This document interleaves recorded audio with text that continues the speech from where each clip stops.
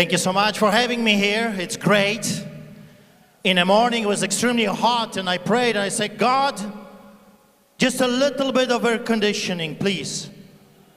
Just a little bit. You got to remember, I am from Calgary, Alberta, which is our own little Siberia. Quite often I say that we are living right now behind the Iron Curtain in Canada. And that's exactly what it is. Canada, unfortunately, our beloved country has fallen. England is burning, France is gone, Germany is on fire, Australia, New Zealand, gone. You're next. Unless you rise up, unless you stand up and fight, just like your president. As you can tell, I grew up behind the Iron Curtain under the boots of the Soviets. And you should pay attention to people like me. Because we grew up in hell. We escaped hell for freedom, for justice, for peace. I remember when I was learning about the history of this great country, I remember the pilgrims that came here, and they came here for a purpose, for a reason. What was that purpose? What was that reason? They went to their knees, and they gave this land to the living God, and they made a pact with the Creator of heavens and the earth. And God accepted their sacrifice. America used to be a place where you can build a house, get a dog, raise a family, and worship your God as you please. All of that is under attack today. So, what are we going to do about it? As I travel around your beautiful country, quite often I will ask the people a very simple question. Whose land is this? Because if it's Biden's, if it's Obama's, if it's Clinton's, I rest my case, just give it to them. But if you're like me, if you know that this is the land that God Himself has given to you, then stand up and fight for what's rightfully yours. And when you do, when you will stand up, you will have to pay the price. Nothing great was ever accomplished without making sacrifices. Significant achievements always require some form of sacrifice, whether it's time, comfort, or personal desires to achieve a greater goal. Here is what Martin Luther King Jr. said: the ultimate measure of a man is not where he stands in moments of comfort, but where he stands at times of challenge and controversy. In the past few years, my friends, God Himself was testing His global church. And unfortunately, most failed. Many sold Him for silver, just like during the times of the Nazis and the Soviets. Others for false peace, peace with the enemy. Some for the bed of Delilah. Multitudes got scared and bowed down before the modern-day Hamans. The fire was too intense, the lions too scary, and willingness to worship the new golden statues of today's Nebuchadnezzars too beneficial. I'll tell you why I am here. I am here as a warning to you American people, that if you will not put your house in order, you are next. The globalists are not stopping. They have no intention of stopping. They are telling you what's coming. You will own nothing and you will be happy. Why? Because they will own everything, including you and your children. We're not talking anymore about money. Maybe 20 years ago, they wanted your money. Now they want you and your children. They're not stopping. If you don't believe me, ask Sean Foyt. He just came from our country. Ask people living in England, being arrested for a Facebook post, or ladies that are quietly praying outside of the slaughterhouses of the abortion clinics. Ask them. Or come and talk to me, and I'll tell you what happened to me. See, people come to me quite often and ask, well, I saw your arrest, and I ask them immediately, which one? Because I have been arrested so many times, my lawyers don't even remember. Well, when you this and that, I got over 300 citations and over 120 court cases. All of it for doing my job as a clergy. My first ticket was not for keeping the church's doors open. My first ticket was for feeding the poor. Because you have to understand what is happening. And what is happening is simple. The wannabe pharaohs want to rule every aspect of your life. They want to know who your friends are. They want to know where you work. They want to know where you go to university. They are the ones that are giving you licenses to practice. They are the ones that want to control everything in your life. Feeding the poor is unacceptable because in a system that the globalists are building right now is a system that if you need something, you are to go to them. You are to ask the state for help. But if you go back in history of this beautiful country, you will know that it was the job of the church to take care of the poor, the orphans, and the widows. But we willfully have given that to the state. We didn't want to be bothered with the poor and destitute. Let the government take care of the elderly. Let the government take care of our orphans. And I said this thousands of times, and I'm going to say it again. If you Americans, if you don't want your children, give them all to me. I'll take care of them. I will feed them. I feed thousands of people on the streets of my city. I can feed thousands more. We, the church, we failed. We failed. I don't blame the darkness. Hey, I don't blame Obama. I don't blame Clinton. I don't blame Biden that most of the time didn't even know where he was and what he was doing. I don't blame the darkness for being evil. That's what they do. That's their job. I blame the light for not shining. I blame the church for not doing its job. Where are the pastors? Where are the clergy? Cowards. Cowards.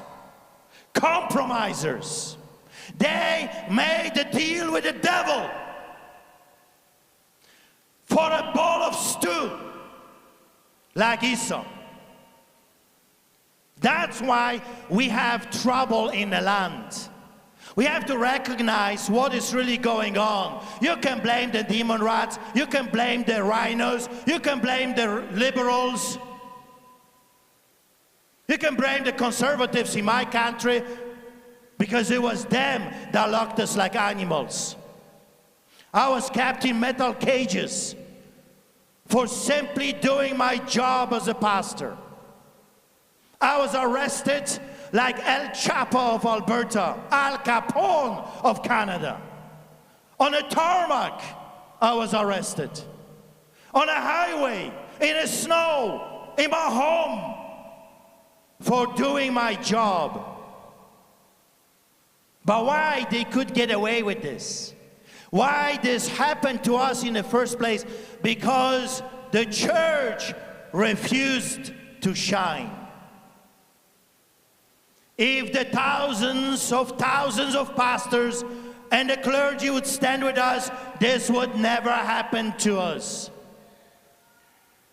Just the pastors and the priests, if they would just be willing to do their job, to defend the sheep, to fend off the wolves, this would never happen to us. We, the remnant, we are hurting because they refuse to do their job, and therefore they're guilty. They're guilty before the living God. And I wouldn't want to be them. My friends, the second test is coming. Something that it's over, something that we have moved on. Here is what God said to me. Tell them, they have but window of opportunity. What is going to happen to you when a different administration takes over? What is going to happen to your children if they take out the Republicans in the White House? We must rise up. We don't have a choice. God is speaking.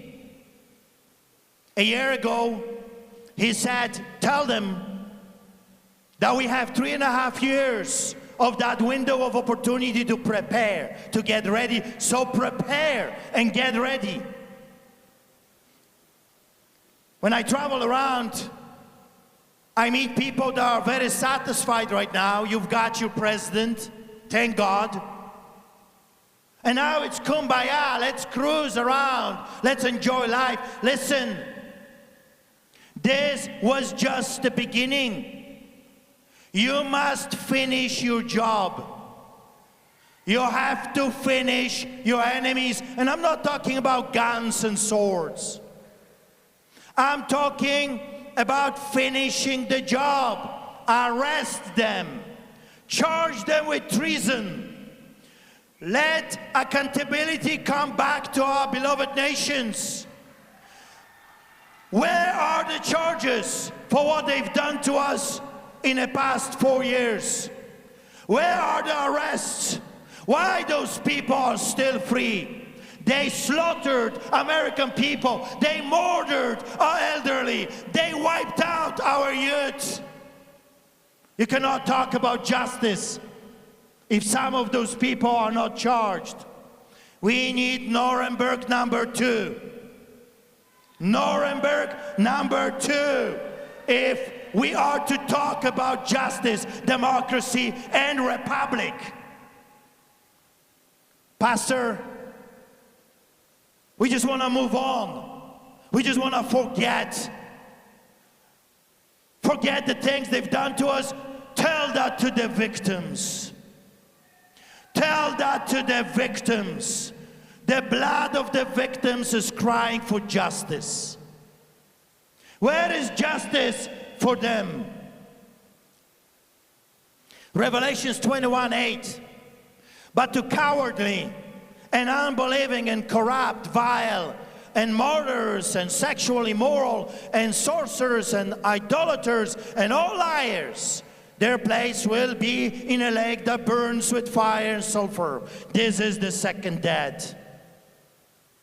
Before the bloody murderers, liars, idolaters, he says cowardly and unbelieving. If your pastor shut down the door because of a little pathogen 1,000 times smaller than a bacteria, why are you there? Why are you supporting those fake pastors? Obviously, they do not believe in the Bible. In my Bible, maybe you're reading a different one. In my Bible it says, lay hands on the sick. It doesn't say run away from the sick. Lay hands on the sick and they shall recover. When they came to our church, it was no brainer for me. You know, I understand I'm weird. I get that. I understand that. I'm different. I actually read the Bible. Most of the pastors buy their sermons online. For $20, you can get a very clever sermon these days. Sometimes it takes me weeks. I have a sermon for you, and he completely wiped it out. No, he says, warn them. Warn them. Because the window is small, the time is short. Now is the time to push as much as we can. Now we can do it. With the right president, I'm not talking perfect president. If you want perfection, vote for Jesus.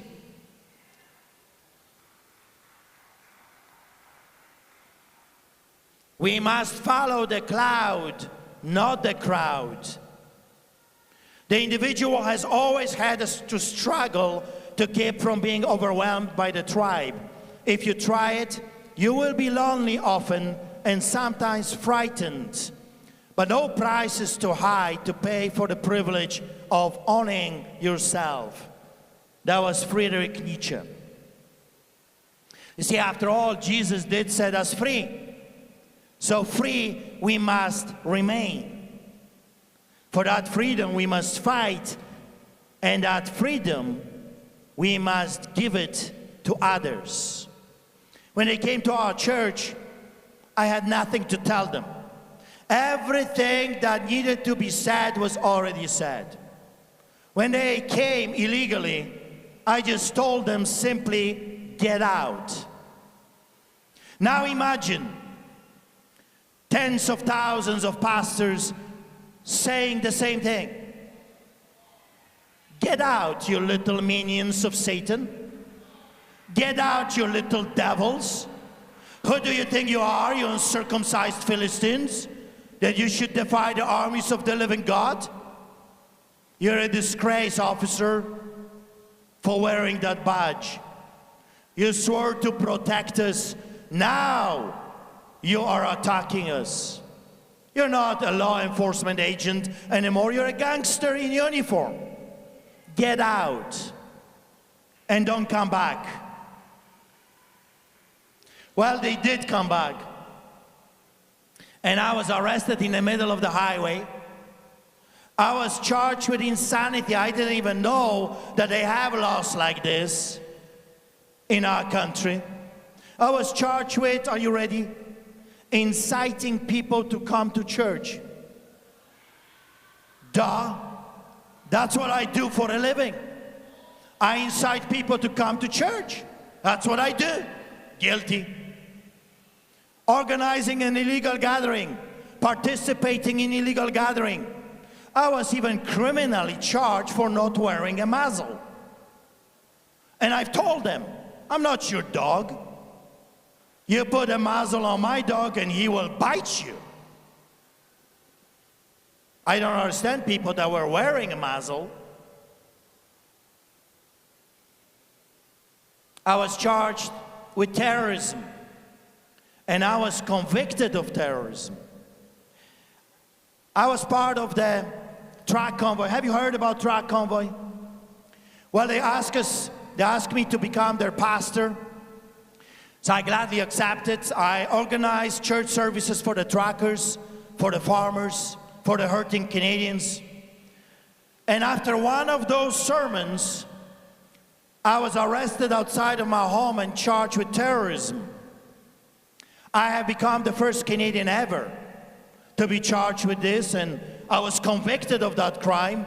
And a month later, after they took me through years of persecution and prosecution, after they arrested me, I was arrested by Canadian version of FBI, undercover police, uniformed Calgary police, detectives, you name it. Everyone was there. At that time, I was very popular within the law enforcement agency. I was interrogated for hours and put in solitary confinement and then metal cages. Can you believe it? In the 21st century, Canadian authorities kept a pastor in metal cages no bigger than a man sitting. I was half dead, I was passing out, then back into solitary confinement, back into another metal cage. But you see, I did not quit, because my Jesus is not a quitter. My Jesus went all the way to the cross. Imagine Christianity that follows Jesus, not their denominations. Imagine Christianity that is not following man, but actually follows Jesus. Imagine that Christianity. What happened to us, we've built Jesus, we've made him, we molded him into our own image. We've created an idol called Jesus, but that Jesus has nothing to do with the real one. My Jesus is courageous. My Jesus is not afraid of pathogens. My Jesus went all the way to the cross, and my Jesus says very clearly, pick up your gluten-free donut and follow me, right? Maybe that's in your Bible. Maybe that's in your pastor's Bible, but in my Bible it's very clear. Pick up your cross daily and follow me. Jesus is not promising that you will be a pastor of a mega church. He's not promising that you will be a billionaire, but he's promising you that you will get a crown one day if you're faithful. If you take it all the way, not just half the way. I say it this, Donald Trump, as worldly as he might feel at times to some, he is more godly and more fired up for Jesus than 99.9 so-called pastors. Did you hear him speak at the memorial? Did you hear your government officials talking about my Jesus? The seed of the martyr is producing something that we have never seen before. Please, don't destroy that. Don't bury what God has given you. A man paid with his own life to give you this opportunity. Did you hear the memorial? Did you hear what Donald Trump, your president, said? Did you watch it? Remember when he mentions Calgary, the city that I am from? Have you picked this up? He says in Calgary, the vigil for Charlie Kirk. You know what the authorities said to me? If I show up at City Hall, I will be arrested. And I said, so be it. Not the first time and not the last time.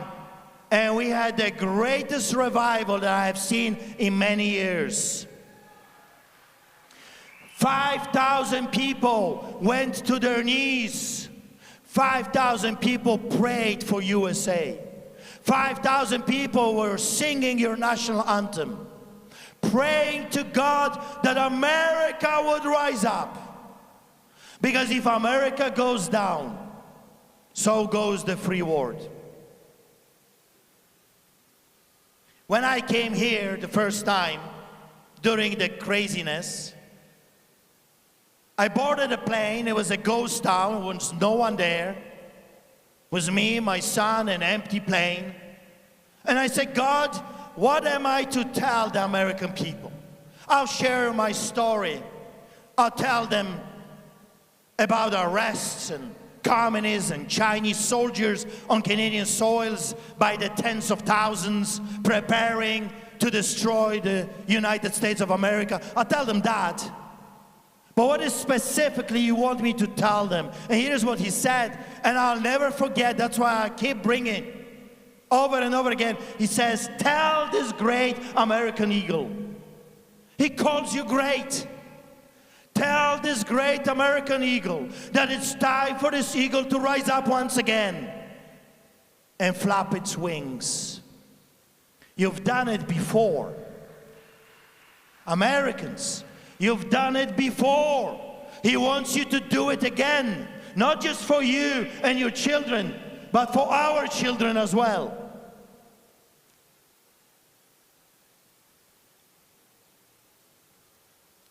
2 Corinthians 3:17. Now the Lord is the Spirit, and where the Spirit of the Lord is, there is liberty, freedom. John 8:36. So if the Son sets you free, you will be free indeed. My friends, we are witnessing a repetition of history. I've seen this movie before. If you don't change the script, it's not ending well. You've got few years to make this right. That's why you must plow, you must push, you must fight, or else.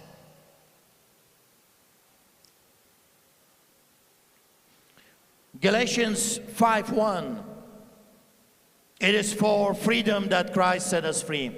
Stand firm, then do not be encumbered once more by a yoke of slavery.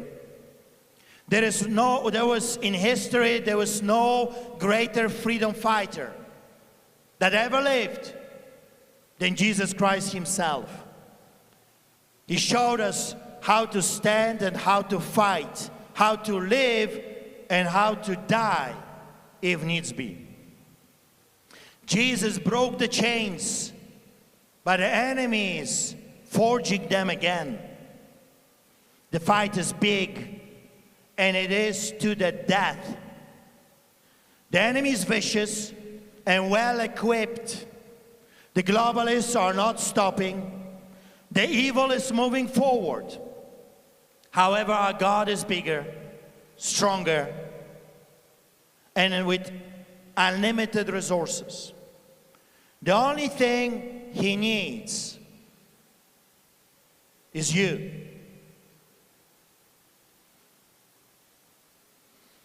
G.K. Chesterton said, the true soldier fights not because he hates what is in front of him, but because he loves what is behind him. What are we fighting? Whom are we fighting? In my opinion, our biggest enemy is us, our fears, our unwillingness to do what's right. We are called to be the salt and the light of the earth. We must be visible and spicy to make a difference. Not greedy, hiding, and living just for ourselves. We are under attack. Globally, the church, instead of influencing the evil, embraced the evil and got influenced by evil. Now the evil has become the head and the church has become the tail. One of the biggest lies I hear over and over again is that we should not get involved in politics. Tell that to Esther. Tell that to Mordecai. Tell that to Daniel. Tell that to Shadrach, Meshach, and Abednego. Actually, you will have to throw the entire Bible, because Jesus is King of Kings and the Lord of Lords. Doesn't get more political than that. You know why we are in this trouble? Because we allowed psychopaths, wicked, evil, crazy people to run for office because good people believe the lie. We should not get involved. And now look at us today. Our children are not being educated. They're being indoctrinated. And that tells you a lot when it comes from the mouth of a Polish man that grew up under propaganda. What do we teach our children? We don't even teach their history. They don't even know what the Declaration of Independence is. They don't know why Americans got their freedom. They don't know their amendments. When I travel around, people say, this will never happen to us Americans. Are you blind? It's already happening to you. You just don't see it. Your rights are infringed on left and right, everywhere you go. Can you carry in Washington? Can you carry in Chicago? Can you carry in New York? But there you go. Your rights are infringed on. And you let it. You let it. Father Dwight Longnecker said it this way. Are you ready? First, we overlook evil. Oh, we have been overlooking evil for a very long time. As long as they're not coming to my camp, I don't care what they do. Well, you should. Because first, we overlook evil, then we permit evil, then we legalize evil, then we promote evil, then we celebrate evil, then we persecute those who still call it evil. Is that not what we see, left and right? The people that will never dare to come out of the closet are ruling over us, demanding more. The jihadists are yelling, bloody murder, and nothing is being done.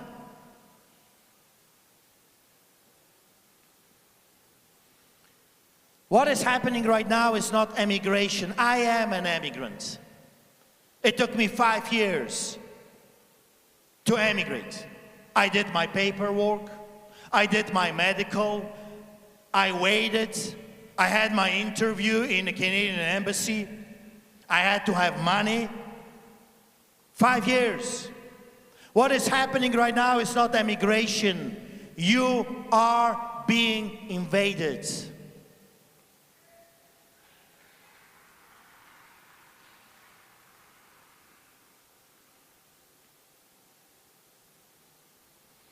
That is why the church must shine.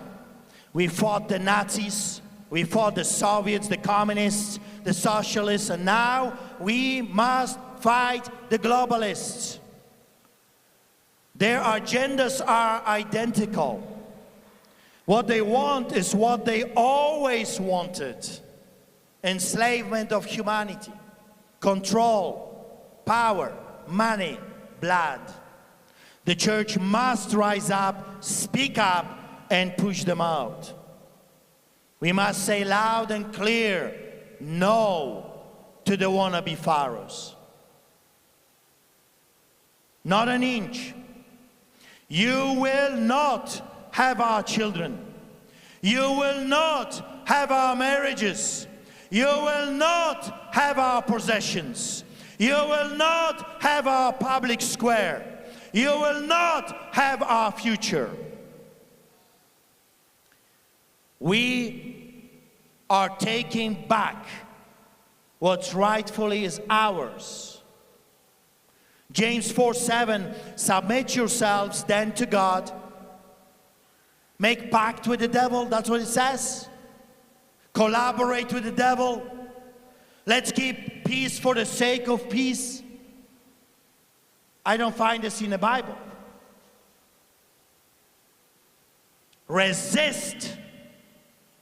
Resist the devil and he will flee from you. I do not make deals with the devil. I was offered $2 million to shut my mouth. Well, first of all, that's an impossibility. If you know me, Pastor Ken knows me. I'm preaching in his church tomorrow. I'll give you a lot more if you want to come. Patriot Church, come. I got so much more. Visions and prophecies, what's coming. I have seen what's coming. What's coming is not good. God is telling you, put your house in order. Put your house in order. Economy is going to crash. People are going to be dying and hurting. Put your house in order. Perhaps together we can stop this. But you might say, what can I do? What one man can do. Here is what Edward Hale said. I am only one, but I am one. I cannot do everything, but I can do something. And that's what I did. I did something. Without political powers, without money, without friends in high places, I stuck to God and the promise that no matter what, He has my back covered. I was arrested so many times, but every single time God got me through it. They lit my house on fire. I was attacked multiple times by terrorists called Antifa. My church was lit on fire, broke into our home. Twice they stole everything from us in the church, unscrewed tires in our pickup truck, and in the middle of the road just took off. I was physically attacked, guns, knives, stones. In prison, the guards were giving incentives to the inmates to murder me while I was kept in solitary confinement. They opened the doors. And here is the miracle of God. I got such a favor with the criminals. I spent time with bank robbers, human traffickers, gangsters, drug traffickers, and they said to the guards, if anything happens to this man, watch your back, because he is a good man. He does not deserve to be in prison. We deserve to be here, not him. I had every inmate, when they sent a petition to the director of Remand Center in Calgary, demanding my release from the solitary confinement. They said, if you don't release him, you're going to have a riot. Next day I was released, and I had every inmate in my unit coming to my church services and prayer meetings. I prayed for Muslims. They were coming to me and said, Pastor, we know God is with you. Can you come to our cells and cast out demons out of our cells because we cannot sleep? You're not allowed to do that. But I said, what are they going to do to me? Arrest me? I went there, I cast out demons. Next day they came back. For the first time, Pastor, we could sleep without problem. I lay hands on the sick. God was doing signs and wonders and miracles. Gangsters were giving their lives to Jesus. So they kidnapped me. I was kidnapped by sheriffs, taken hundreds of kilometers away to another city, and they locked me in a psych ward. No doctor's evaluation. They did not even consult that with Alberta Health Services. I was taken to MaxPot for the most dangerous terrorists, and then a psych ward. People were jumping up and down, going in a circle, and I said, Lord, what am I to do here? Am I to jump with them up and down, or go in a circle to witness to them? I'm clueless. I don't know what to do. Within a few days, I started church services and Bible studies. People were coming, they were touched, healed, and eventually I was released. You see, you were talking about dinner with Donald Trump. I'll tell you why he likes dinners, because I'm sure he's a Polish immigrant. Polish people love dinners. I was supposed to meet that man in Mar-a-Lago for my birthday, 2021.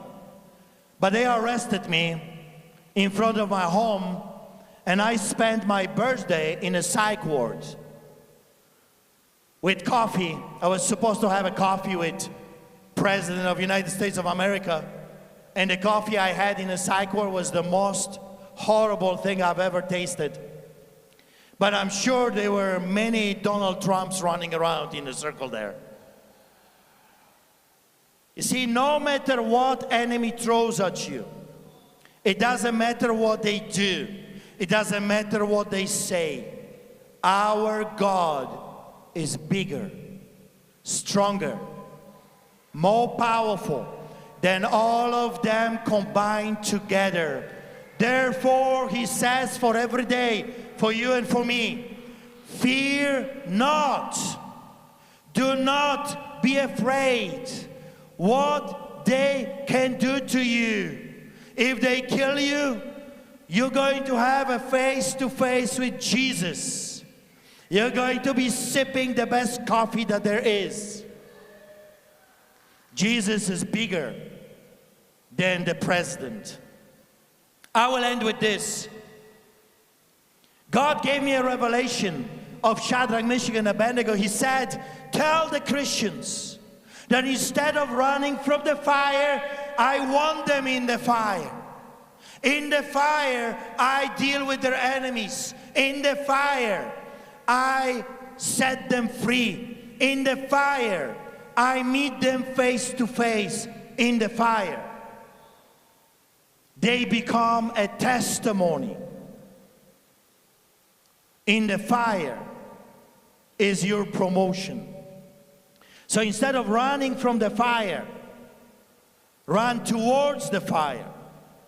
If you want to see Jesus face to face. I wrote a book about prison and all the craziness that happened, the background story, and a little bit of history, to tell you that if you don't smarten up, this is what is waiting for you, and maybe worse. So if you want, to your left, I'm going to be there, and please get it for yourself and for your enemies. Maybe they will love you. Maybe they will hate you more when they read it. Be blessed. Thank you.